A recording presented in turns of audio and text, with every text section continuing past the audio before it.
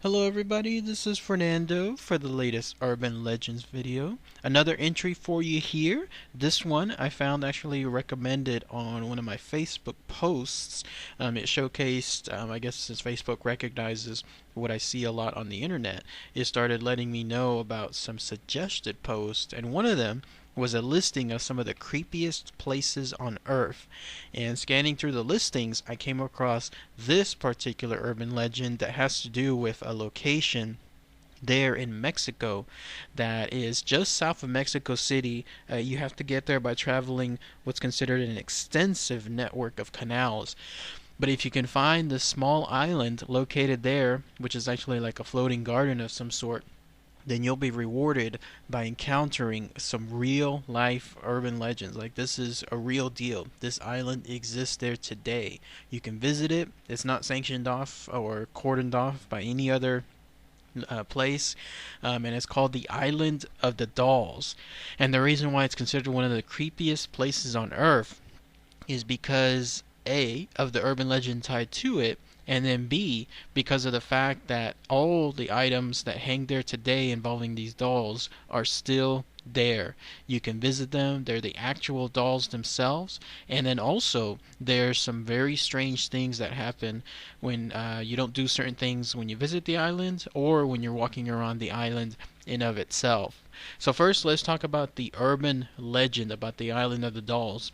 It all started when this strange man by the name of Don Julian Santana, which you'll see a picture of here, moved to that island for a good and stayed there for a good portion of his life. He was there, in fact, over 50 years, and he ended up even dying on that island himself.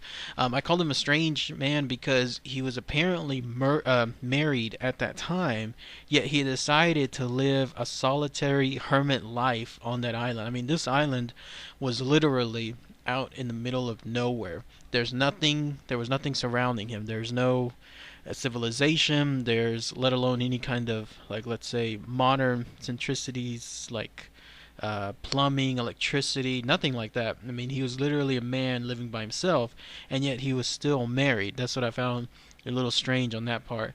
But for whatever reason, he chose to live his life alone for the last 50 years. And when he did so, apparently he came across something that haunted him and continued to haunt him for all those decades thereafter. Now, with regards to this story, people still don't know if he made it up or if it's one of his other's eccentricities, whether he, let's say, I guess just wasn't right in the head and he saw this, or for whatever reason it really did happen. But what apparently occurred was on one day he witnessed the drowning of a little girl near a canal near his island. How a little girl ended up being there, again being in the middle of nowhere, I don't know. But he apparently witnessed that drowning. He couldn't save her in time, and it was that specific action, that thing where you're just there, you're getting there just a couple minutes too late, and he was apparently haunted by it thereafter for the rest of his life. So much so that shortly after the death of this girl, there was a doll that he found floating in the same water of the location of her drowning. He attributed it to the doll being hers, that maybe it was hers, and that for whatever reason, he wanted to pay some respects to the girl. And so he did this by hanging that doll there in his shed or some kind of storage unit that he had there on the island. But that wasn't it.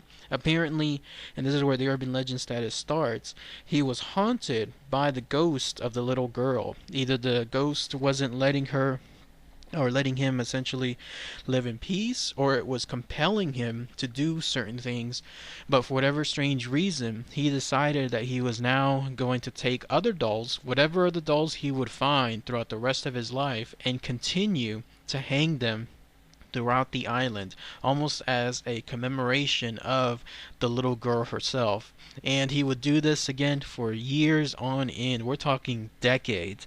He would apparently find these dolls either just floating somewhere. I guess since he was living by himself and basically doing nothing, he would spend all day just either hunting for these dolls or just doing whatever. But he came across these dolls one way or another. Some stories say that he would actually grow his own plants, and the sole purpose of it was later he would travel to some nearby city, and then actually take the plants that he grew and then sell them or barter them for more dolls. And the key thing was that was his passion at that point. He was collecting these dolls, and then he was placing them in and around his home as a shrine, as a dedication to the memory of this lost girl.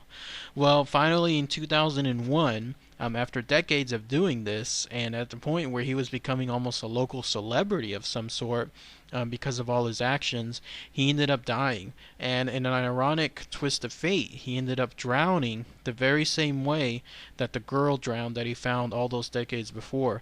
And on top of that, he drowned in the very same location that the girl was found. So too much of a coincidence. That's where people believe that something was happening with that island, and then ultimately ended up claiming him in the very same manner that the little girl did drown from before. In fact, he was found dead by his nephew. As proof of this, he was found dead by his nephew there in 2001. Ever since that time, this place has become a destination of some sort, almost like a tourist attraction. Again, there's nothing barring anybody from going there. All you have to do is just take a trip, take a long trip, apparently, south of Mexico City. So if you're willing to take a trip during all those canals and then take some time and then finally reach the island, that's one part. Now the other part that you have to deal with is apparently these dolls, they have a life of their own. People have claimed that whenever they go to that doll, or to the island of the dolls, they have to first bring their own doll. If they do not bring a doll to hang around that area, then you're apparently not appeasing whatever is there on the island. And if you do so, then you get kind of like kudo points. Then you're all right in their eyes. Speaking of eyes, by the way, another thing regarding these dolls is these dolls have the ability to apparently track you with their eyes. People get that sense whenever they walk around these dolls that they're looking back at them and that these eyes are alive. I don't know, that's enough for me. I would not be able to visit this place at all. But apparently people do. And then on top of that, people apparently hear like laughter from these dolls. People can hear like talking from these dolls. There's the usual stuff involving apparitions. I mean, it's just a crazy place. So if anyone wants to be brave enough and visit this small island, which again is actually a floating garden of some sort, then by all means, if you're traveling there to Mexico City, take that little detour. No doubt if you ask anyone there in Mexico City where this island is, they'll point you in the right direction, and then that way you'll be able to experience what is considered one of the creepiest places on earth. So very fascinating stuff. Again, a real life urban legend. There was a real guy, there's a real island, these dolls are real. The only thing that's a little bit in question has to do with the fact of the little girl herself and whether she was ever really there at all or ever really alive at some point. And then finally, of course, with these dolls and the way that they apparently are alive, then that's your own perception, and that's something that you have to experience yourself if you really want to. So otherwise, that's it. If anyone has any more information about these Island of the Dolls, please let me know. If anyone has particularly visited this location or knows someone that did and wants to share their experience, that will be definitely fascinating to hear too. So, alright everybody, thanks again as always. Take care.